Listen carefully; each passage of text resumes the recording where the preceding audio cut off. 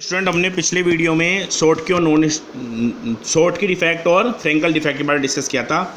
ये सब स्टाइकोमेट्रिक में आते हैं, लेकिन अब एक इंपॉर्टेंट बात बतानी है यहाँ पे कि देखो, जैसे ये दोनों आयनिक डिफेक्ट हैं। आयनिक तो मैं कहूँगा शॉर्ट की जो डिफेक्ट है वो फ्रेंकल और यानी कि जो स्टाइकोमेट्रिक डिफेक्ट है शॉर्ट की और फ्रेंकल दोनों है, दोनों ही आयनिक डिफेक्ट है।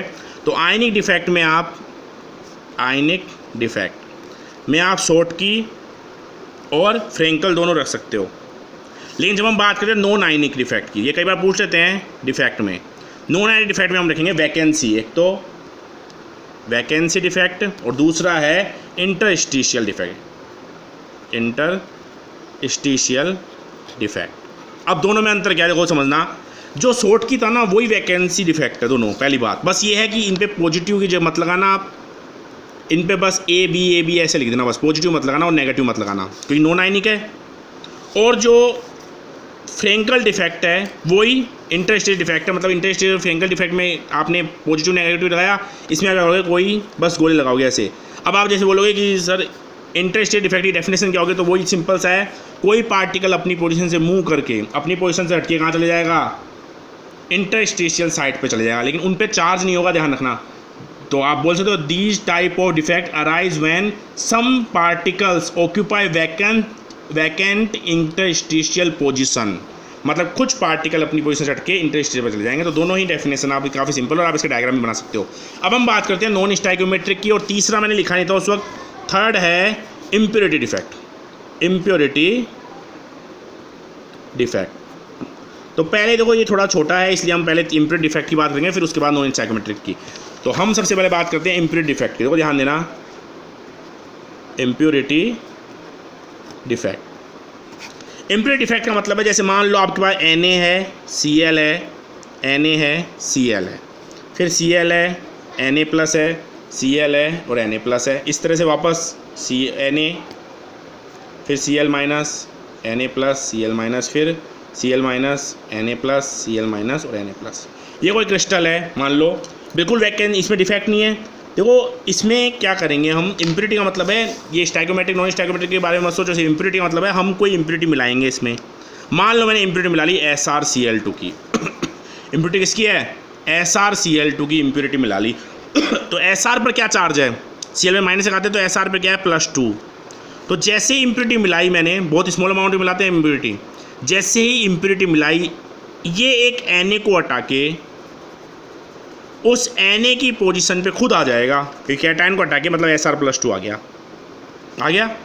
अब एक बात बताओ मुझे कि पहले पॉजिटिव चार्ज कितने थे, देखो +1 Na पर है, 1 + 1 इस पे था। अभी Sr+2 मत गिनो, +1 इस पे मतलब आपके प्लस थे 8, पॉजिटिव चार्ज 8 थे और नेगेटिव चार्ज कितने हैं, 8 ही हैं शुरुआत में। लेकिन जैसे ही आपने इम्प्योरिटी जैसे ही मिलाई तो एक Na प्लस को हटाकर Sr+2 आ गया।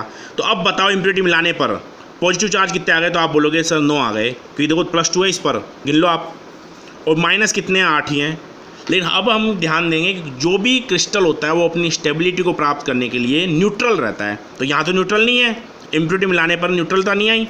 तो हम क्या करेंगे, इस न्यूट्रल को लाने के लिए हम एक Na और हटा देंगे। अगर मैं एक Na हटाऊँ तो अब बताओ पॉजिटिव कितने आए, क्या 8 आ गए क्या पॉजिटिव, और नेगेटिव भी है क्या, न्यूट्रल हो गया, बिल्कुल हो गए न्यूट्रल, मतलब ठीक है। यहाँ भी ठीक थे, ये तो इम्प्योरिटी से पहले था, ये इम्प्योरिटी हो गई, मतलब ये गलत था। तो इससे कहेंगे हम कि जब Sr+2 आता है तो 2 Na हटते हैं।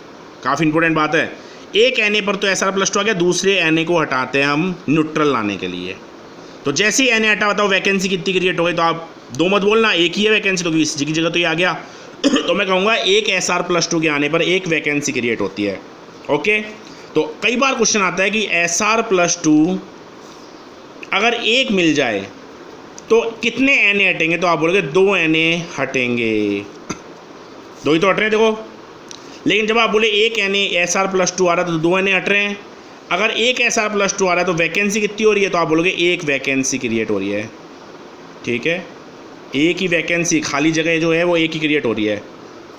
तीसरी बात आती है कि अगर मान लो आपको 100 Sr+2 इसमें आ जाएं, 100 क्रिस्टल में कितने आते हैं, तो कितने Na+ हटेंगे, तो आप बोलोगे 200 Na+ हटेंगे।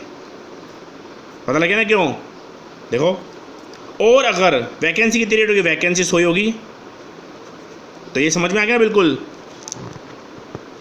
तो हम यहाँ पे इम्प्योरिटी डिफेक्ट को इस तरह से ही बोल सकते हैं कि NaCl की क्रिस्टल में, मतलब NaCl मेल्ट NaCl है, melt NaCl containing A lattice amount of, melt NaCl containing a little amount of SrCl2।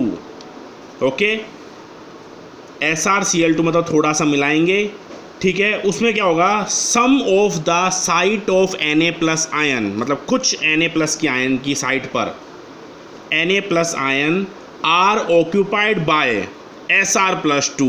Sr+2 देखो, ठीक है, मतलब कुछ Na+ Sr+2 के द्वारा ऑक्यूपाइड हो जाएंगे। तो क्या कंडीशन है, ईच Sr+2 मतलब एक Sr+2 आयन्स कितने Na को हटाएगा, each Sr+2 ions remove 2 Na+ ion, देखो 2 Na+ को हटाया, ठीक है। और जिससे क्या होगा, मेंटेन इलेक्ट्रिकली न्यूट्रलिटी, जिससे मेंटेन होगी इसकी इलेक्ट्रिकली न्यूट्रलिटी को। ओके, तो हम यहाँ पे कह सकते हैं one of these lattice site is occupied by Sr+2 ion and the other remaining vacant, मतलब एक तो वैकेंट साइट एक तो Sr+2 से भर गई और दूसरी वैकेंट रह गई, तो ये हो गया डिफेक्ट क्रिएट। तो इम्प्योरिटी डिफेक्ट का एग्जांपल बोल सकते हो SrCl2 impurity mix in NaCl melt crystal. दूसरा एग्जांपल हम और भी बोल सकते हैं, जैसे CdCl2 impurity mix in AgCl crystal. ये एग्जांपल बुक में नहीं दे रखा, लेकिन आप इसको भी बोल सकते हो, NCERT में इसको दे रखा है। तो अब हम अपने स्टाइक्योमेट्रिक डिफेक्ट को पढ़ चुके हैं। इम्प्योरिटी डिफेक्ट है एक, दूसरा डिफेक्ट, और तीसरा डिफेक्ट है नॉन स्टाइक्योमेट्रिक, मतलब दूसरा बोल दिया यहाँ पे, तीसरा बोल दो, एक ही बात है। नॉन स्टाइक्योमेट्रिक डिफेक्ट में जो रेशो है कैटायन एनायन का वो डिफरेंट होगा, मतलब यहाँ पर स्टाइक्योमेट्रिक में देखो अपना सेम था रेशो, ए अगर गायब हो रहा है तो बी भी गायब होगा, ए अपनी पोजीशन से हट रहा है। अब हमने इसने पढ़ा इम्प्योरिटी डिफेक्ट ना तो स्टाइक्योमेट्रिक है ना ही नॉन स्टाइक्योमेट्रिक है, इसलिए यहाँ हम रेशो नहीं देखेंगे, लेकिन यहाँ हम नॉन स्टाइक्योमेट्रिक में क्या होगा, कैटायन और एनायन का जो रेशो है वो क्या होगा, डिफरेंट होगा। तो ये काफ़ी इंपॉर्टेंट है, आप इसे ध्यान रखना। अब कैटायन एनायन का रेशो कैसे आप क्रिएट कर सकते हो डिफरेंट, तो उसके बारे में डिस्कस करेंगे।